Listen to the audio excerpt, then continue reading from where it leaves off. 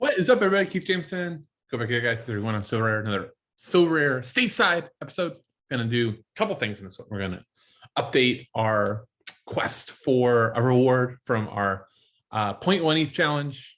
Still was like 0.1 is like $260 right now.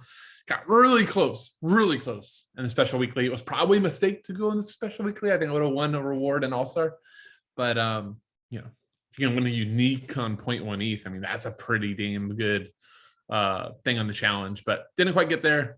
So diversified a little bit for this week. So I'll go over that team. Got a reward for midweek. I'll open up and then just go over, some strategies. So let's just jump right into it. Let's start with the team for the $100 challenge this week. So we had Melia and Tanane already. And then I added 3 MLS guys. Calvo, begrudgingly, I kind of just ran out of time. The one thing I'll just say that I'm doing really crappy in this challenge, and I think I'm leaving a lot of meat on the bone, so to speak, is I need to prioritize the challenge early in the week. Like right now, okay, it is Friday morning. This is a great time to already start scouting next week's matchups in the MLS. So I already started doing that. I'm probably going to start buying and selling some guys based on the games tomorrow, making sure, like, the one reason I don't want to buy guys right now is just if you get an injury, not super strong chance of it, but like Mensah, I know doesn't have a good matchup. Martinez doesn't have a good matchup. Calvo doesn't have a good matchup next week.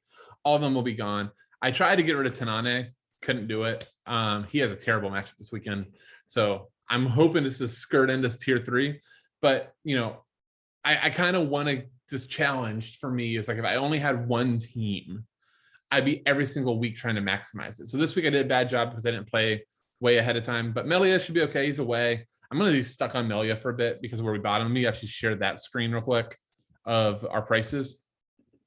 So Melia at 0.074, I paid a premium because it's special weekly because he qualified. He's like 0.065. So it's not the end of the world if I got rid of him, but Tanane 0.02. I had him listed for like 0.0717. I was fine taking a small loss. He didn't sell, so we played him. Mensah, I think I got a great deal at 0.069. I think Columbus should smash tomorrow. Mensah has a chance at a great score, which at that point I will probably list him and try to make a little bit of profit on it. Jose Martinez has a really good matchup at home versus San Jose, and then Calvo is on the other side of that. Hoping to get clearance off the line or some random headers or something. So current team, 0.1169. That means it left in the bank from when we started the challenge at 0.1. We've made some profit on some sales. Thank you, Daniel Odoveski, who then immediately lost his job afterwards. We've seen a little bit of profit to move for next week, and hopefully we get a reward so we can turn even more profit.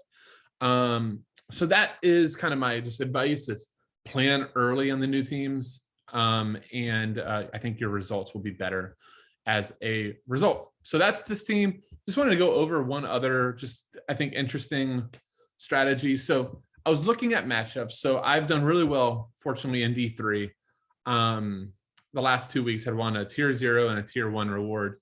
And I actually put my best team in America Rare this week. And this was the reason, and kind of just wanted to bring this up.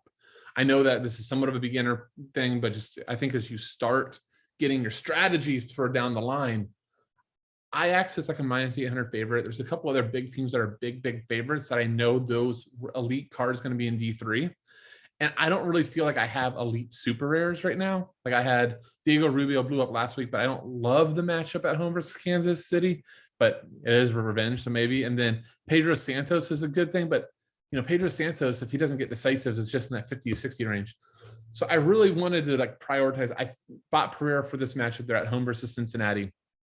I bought Long for this matchup, home versus Minnesota. Really wanted to prioritize like all my studs in one lineup.